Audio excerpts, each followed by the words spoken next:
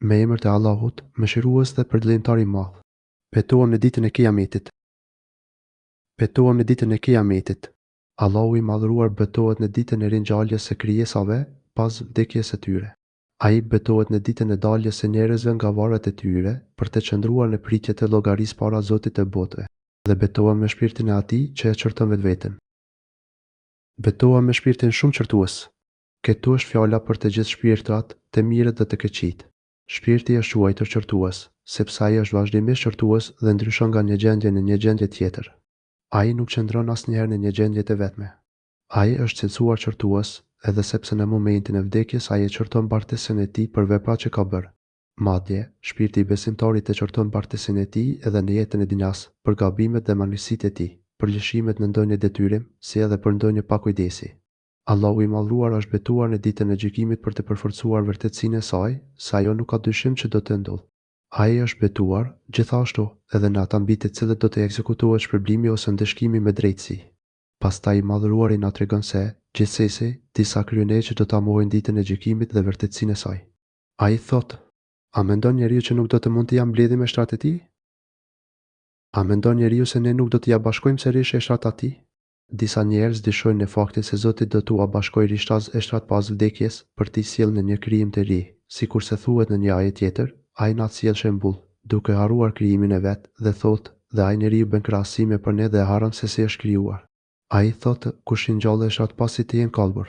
Thuaj, do t'i ngjall ai që i krijoi për herë të parë. Ai, për çdo krijim, është i gjithditur. Ai nxjerr për ju zjarrin prej drurit të gjelbër dhe ja, ju prej t'i drurit ndisni zjarre. A nuk mundet ai që krijoi qiejt e tokën të rikrijoj ata njerëzit? Po, ai është krijuesi i gjithdituri. Kur ai dëshiron diçka, mjafton vetëm të thotë po, dhe ajo menjëherë bëhet. I madhëruar qoftë ai në dorën e të cilit është pushteti mbi gjithçka. Dhe vetëm tek ai do të ktheheni ju për të gjykuar dhe shpërblyer me drejtësi. Jasim 78:83. Nga ignoranca dhe arroganca e tyre, disa njerëz mendojnë si të pamundur për fuqinë dhe pushtetin e Zotit që ai të realizojë diçka të tillë. Sipas tyre, është e pamundur që Zoti ta krijojë trupin e njeriut ashtu si ishte më parë. Por i madhruari i plot pushteshmi thotë: Po si jo, ne mundemi me ja bëmë ajet e gishtave ashtu si ka pasur. Përkundrazi, ne jemi të plot pushteshëm ta rikrijojmë sikurse ka qenë, deri te mollëzat e gishtave të tij. Allahu është i plot pushteshëm që t'i krijojë njerëzit ashtu siç i krijoi herën e parë, deri edhe majat e gishtave e të kockave të tyre. Pra, ai është i plot pushteshëm ta krijojë trupin e robit nga e para, me të gjitha imësitë e tij. Por, njeriu dëshiron të gabojë përderisa të jetë gjallë. Por njeriu dëshiron të vazhdojë edhe me të një gjinohe pyet kur është dita e Kiametit. Pikëçuditse mohimi i këtyre të mirëve nuk vjen për shkak të mungesës së fakteve që dëshmojnë për të, por sepse synimi dhe dëshira e tyre është thjesht mohimi i ringjalljes. El Fujur është mohi me vetdije. Në vijim, Allahu i lartësuar tregon pamje të ndryshme nga dita e gjykimit. E pyet kur do të jetë dita e Kiametit. O tefsiru Suel, Kiame, ajet 5. Kur syri shikimit të shqetësohet nga frika. Kur shikimi të tmerohet kur të ndodh Kiameti, shikimet do të ngrinë nga tmeri, sikurse thot i madhruari në një ajet tjetër, kurse si mos mendo se Allahu është i pakujdesshëm ndaj veprimeve të keqbërësve. Ai vetëm është duke u dhënë afat deri në ditën kur sytë të shtangen nga tmeri. Ata janë duke vrapuar me kokat lart, me sytë e tyre të hapur e të papolitur me zemrat e tyre të zbrazur. Ibrahimi 42:43. Dhe të zihet hëna. Kur hëna të fshihet drita e hënës do të shuhet, dhe dielli e hëna të bashkohen. Dhe dielli e hëna të bashkohen, ata nuk janë bashkuar asnjëherë me njeri tjetrin që kur Zoti i krijoi. Por ditën e gjykimit Zoti do t'i bashkojë ata. Dielli do të mbështillet e drita e tij do të zhduket ashtu si edhe drita e hënës. Pastaj ata të dy do të hidhen në zjarrin e xhenemit, që robërit të shohin se dielli e hëna ishin thjesht dy krijesat e Zotit të nështruara ndaj tij. Në këtë mënyrë, kush ka adhuruar diellin dhe hënën do të bindet se ka qenë i mashtruar dhe mashtrues. Atë ditë njeriu thërret, ku të ikem? Atë ditë njeriu do të thotë, ku të futem? Kur njeriu të shohë këtë ngjarje të frikshme, do të mendoj për shpëtim, duke thënë, ku të shkoj? Si mund të shpëtoj nga kjo që po ndodh? Askund, s'ka strehim. Jo, nuk ka se ku të futet. Atë ditë vetëm te Zoti yt është kthimi. Nuk ka asnjë strehim mbrojtëse përveç se tek Allah. Përfundimi i të gjithëve është para Allahut. Të gjithë robërit, pa përjashtim, do të grumbullohen para të gjithë pushteshmit. Askush nuk do të ketë mundësi të fshihet apo të shmangët atij. Të gjithë do të mblidhen bashkë për t'u shpërblyer sipas veprave që kanë bërë. Atë ditë, strehimi është e Zotit yt. U tefsiru sure El, Kiame, ajet 11. Atë ditë, njeriu informohet për veprat që i ka punuar, si dhe për ato që i ka lëshuar. Atë ditë, njeriu do të njihet me atë që ka bërë dhe me atë që ka lënë pa bërë. Ditën e gjykimit do të paraqiten të gjitha punët e njeriut, të mirat e të këqijat, të parat e të fundit, dhe ai nuk mund të mohojë asnjë prej tyre. Ai do të jetë i vetëdijshëm për to dhe do të pranojë gjithçka. Thot i Madhruari, njeriu vetë do të dëshmojë kundër vetvetes. Madje, njeriu do të jetë dëshmitar i vetvetes edhe nëse paraqet arsyetime. Ai mund ta gjykojë veten e vet, edhe nëse mund të hedhë justifikime, të cilat janë të papranueshme dhe të pavlefshme. Vetë robi do të pranojë çdo punë që ka bërë dhe do të dëshmojë për vërtetësinë e saj, sikurse thot i Madhruari në një ajet tjetër, lexoj librin tënd, sot mjafton të jesh vetë llogaritës i vetvetes. Isra 14. Edhe nëse ai kërkon të mojë ose të justifikohet për atë që ka bërë, kjo do të jetë e pavlefshme, sepse do të jenë vetë dëgjimi, shikimi dhe të gjitha gjymtyrët e tij që do të dëshmojnë se çka bërë.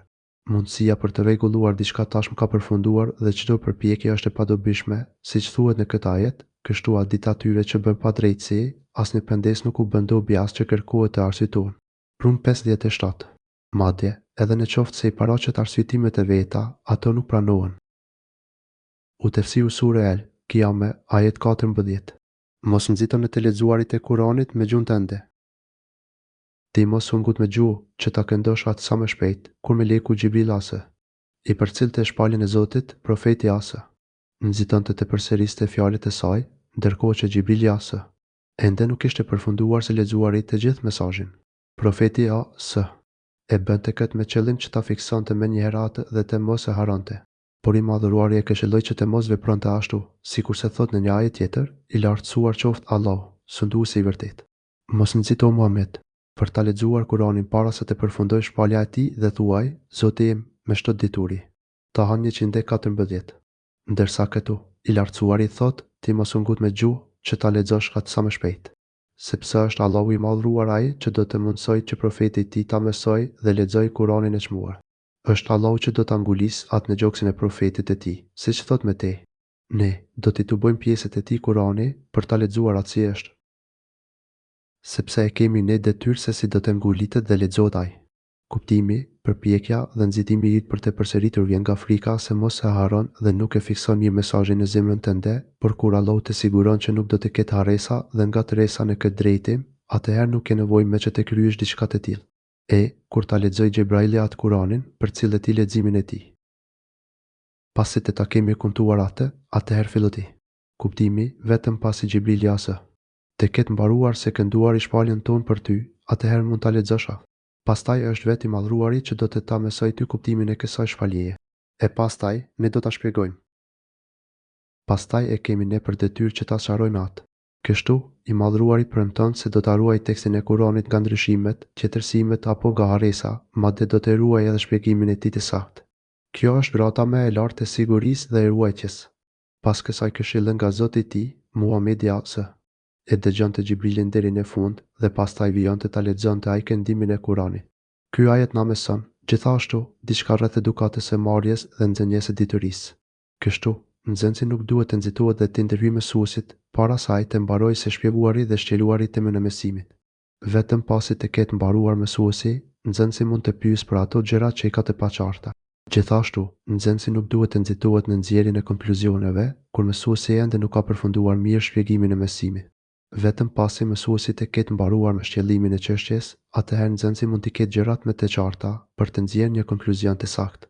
Ajeti dëshmon gjithashtu se profeti asë, ashtu sikur se ja mësoi umetit e tij tekstin, leximin dhe këndimin e Kuranit, po ashtu mësoi atyre dhe kuptimin dhe shpjegimin e saktë të tij. Po, me të vërtetë, ju e doni këtë jetë.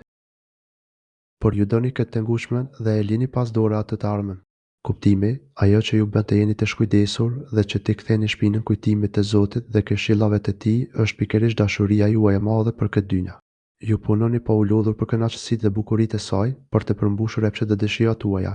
Dashuria për të ju bën që t'i jepni përparësi asaj dhe ta lini punën për fitimin e mirësive të premtuara nga Zoti në ahiret. Ju parapëlqeni dynjan, sepse kënaqësitë dhe bukuritë e saj shijohen shpejt dhe njeriu është i nxituar dhe do të shpejtë. Ndërsa mirësitë e ahiretit vonohen edhe pse janë të përjeshme e të pafundme. Ju shpërfillni punën për ahiretin, a thua se nuk jeni krijuar për të, por për të përjetësuar në dynja. E trajtoni këtë dynja të shkurtër sikur të jetë ajo vendi i përjetësisë, për të cilën ja vlen të shpenzosh çdo gjë të vyer dhe që të luftosh natën e ditën. Kështu, ju e transformoni realitetin dhe i përmbysni qëllimet tuaja për të shkaktuar dëshpërimin dhe shkatërimin e vetvetes. Nëse do t'i jepni përparësi ahiretit kundrejt dynjas dhe të veshoni me kujdes përfundimin e punëve, do të fitoni shumë mirësi, pa asnjë humbje, dhe do të arrini lumturinë e përhershme, që nuk e prish asnjë trishtim. Pastaj i lartësuari përmend disa gjëra, të cilat mund të na nxisin për t'i dhënë përparësi ahiretit. Ai na tregon shpërblimin e ahiretit për të mirët, duke thënë: kurse për jetën tjetër nuk keni kujdes. O tefsiru sure El, Kiyame, ajet 20. Atë ditë disa fytyra do të shkëlqejnë. Atë ditë do të ketë fytyra të ndritura, fytyrat do të jenë të bukura, të sëndritshme, të këndshme dhe vezulluese, prej lumturisë nga mirësitë dhe kënaqësitë që përjetojnë në ahiret. Lumturia dhe kënaqësia shpirtërore reflektohen qartë në fytyrat e tyre, duke i zbukuruar dhe duke u dhënë një shkëlqim vezullues. E si të mos shkëlqejnë nga lumturia, kur Allahu i lartësuar thot për ta se: në Zotin e tyre do të shikojnë. Zotin e tyre do të shikojnë. Ata do të veshtrojnë Zotin e tyre, në varësit e gradave ku ndodhen. Do të ketë prej tyre që do ta shohin Allahun çdo ditë, mëngjes e mbrëmje, ashtu si do të ketë që do ta shohin çdo ditë xumaje. Sidoqoftë, të gjithë ata do të përjetojnë një lumturi të madhe kur të veshtrojnë fytyrën e të madhruarit dhe bukurinë e tij manitse, që nuk i përngjan asgjëje. Kur të shohin atë, do të harrojnë çdo mirësi tjetër që i rrethon. Ata do të përjetojnë një lumturi e cila nuk mund të shprehet dot me fjalë. Kjo do të duket qartë në fytyrat e tyre të sëndritshme dhe të ngazëllyera. Kur të shohin Zotin e tyre, këto fytyra do të zbukurohen shumë më shumë mbi bukurinë që kanë. E lut Allahun bujar të na bëj prej tyre dhe të na bashkojë me ata fatrum. Ndërsa kur flet për ata që i dhan përparësi dynjas kundrejt ahiretit të përjetshëm, Allahu i madhruar thot: a ditë disa fytyra janë të mbulura. Atë ditë do të ketë edhe fytyra të zymta që presin atë, dënim të ashpër që të thyen kurizin. Ato do të jenë të zymta dhe të vrentura nga frika, të poshtëruara, të tmerruara nga ndëshkimi i rënd që i pret. E din që do t'i gjejë fatkeqësi e madhe. U tefsiru sure El, Kiyame, ajet 24. Shiko, kur të vijë shpirti në fyt. Jo, mos ashtu. Në mosbesim, kur shpirti t'i arrijë në grup të fytit, këtu Allahu i madhëruar i kujton robërit e tij me gjendjen e agonisë së vdekjes.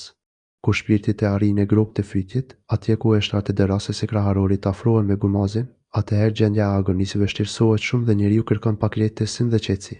Dhe thëret, a ka shërues? Dhe kur të thonë, kush do t'i këndoj? Ta ishtë, të pranishmit do të thonë, kush do t'i bëj rukje ose t'i këndoj për ta shëruar. Pra, pasi kanë humbur shpresat nga mjetet e njohura për shërim, ata kërkojnë format fetare të shërimit. Por kur vjen koha e përmbushjes së caktimit të Zotit, ai ekzekutohet e nuk ka kusht ta ndalë apo ta kthej pas. Atëherë robi do të bindet se po ndahet nga dynjaja, dhe ai do të bindet se ai është çasti i ndarjes. Kur ai të bindet se i ka ardhur çasti i ndarjes, ndërkohë që kërcint do t'i bashkohen me njëri tjetrin, atë ditë atij i fillon rruga për te Zoti. Gjendja vështirësohet shumë sepse po nxihet shpirti jashtë trupit që ishte mësuar brenda tij. Ai nxihet jashtë për t'u kthyer tek Zoti dhe për t'u shpërbyer për veprat e kryera dhe për të pranuar gjithçka që ka bërë. Ky kujtim për këtë moment e vështirë në shtron shpirtrat që të ndjekin rrugën e shpëtimit të tyre dhe t'i largohen rrugëve të shkatërimit. Megjithatë, kryeneqët mendjemdhenj, tek të cilët nuk ndikojnë as pak shenjat dhe ajetet e Zotit, vazhdojnë me tejkalimin e kufive, me gjinoja e poshtërsi. Dhe këmba me këmbën lidhen. U tefsiru sure El, Kiyame, ajet 28. Atë ditë do të sillet te Zoti yt. U tefsiru sure El, Kiyame, ajet 28. Ai nuk ka besuar dhe nuk është lutur fal namaz. Por ai, mos besimtari nuk beson dhe as nuk fal namaz, por vetëm uon dhe kthen shpinën e pastaj shkon te familja e vet, gjithë fëdullk. Ata nuk besojnë Allahun, melekët, shpalljet, profetët, ditën e gjykimit dhe caktimin e tij për mirë dhe për keq. Gjithashtu, ata nuk falin namazin, por e konsiderojnë gënjeshtër gjithçka që duhej të besojë dhe u kthejnë shpinën urdhrave e ndalesave të Zotit. Kjo kategori njerëzish nuk ka ndrojmë nga Zoti i tyre. Ata kthehen në familje të pashqetësuar nga ajo që i pret, siç është qëndrimi para Zotit dhe llogaria e vështirë. Por Allahu i madhruar i kërcënon, por ka mohuar dhe është mangë. U tefsiru sure El, Kiame, ajet 31. E pastaj ka shkuar te të afërmit familja e tij, duke u krenuar. U tefsiru sure El, Kiame, ajet 31. Mirë për ty, mirë për ty. Ati do t'i thuhet mirë për ty, mirë. Mirë për ty, mirë. I madhruari e përsërit kërcënimin për ta theksuarat. Përsëri, mirë për ty. Mirë për ty. U tefsiru sure El, Kiame, ajet 34. Vallë, a mendon njeriu se do të mbetet pa obligime pa përgjegjësi? A mos mendon njeriu se do të lihet pa dhënë llogari? Pikçudica, a mendon njeriu se do të lihet i shpërfillur, se nuk do të urrërohet të ndalohet, se nuk do të shpërblehet dhe nuk do të ndeshkohet? Ky, sigurisht, është një mendim i gabuar dhe arsyetim jo i saktë. Ky është një vlerësim jo i drejtë për Allahun e madhruar dhe për urtësinë e tij. Me pas, i madhruari i kujton njeriu fillimin e krijimit të tij. As ka qenë njeriu se pari pikë fare spermet që hudhet lehtë. A nuk vjen ai? Njeriu nga një pikë lëngu, që hidhet me forcë, e pastaj bëhet gjak i trash, që ai. Zoti e krijon dhe e përsos. Dhe prej atij. Uji, ai krijon mashkullin dhe femrën. Pikçudica nuk është ai i përpushtetshëm për të ngjallur të vdekurit. Pikçudica këto janë fazat nëpër të cilat kalon njeriu në barkun e nënës, para se të formohet e të kompletohet nga i madhruari. Ai i krijoi njerëzit në çifte me shkuje femra. Atëherë, ai që e krijoi njeriu në këto faza të ndryshme, a nuk është i plotfuqishëm që t'i ringjallë të vdekurit? Padyshim, ai është i plotfuqishëm për gjithçka. Këtu përfundon tefsiri i surës Kiame me mirësinë dhe bujarinë e Allahut të madhruar. Pastaj u bë gjak i dëshkuar, nga i cili ai Perëndia e ka krijuar dhe e ka formur të plot. U tefsiru sure El, Kiame, ajet 37. Dhe prej tij i bëri çiftet, mashkullin e femrën. U tefsiru sure El, Kiame, ajet 37. Vallë, ai krijuesi, a nuk ka fuqi edhe të ngjallë të vdekurit? U tefsiru sure El, Kiame, ajet 37.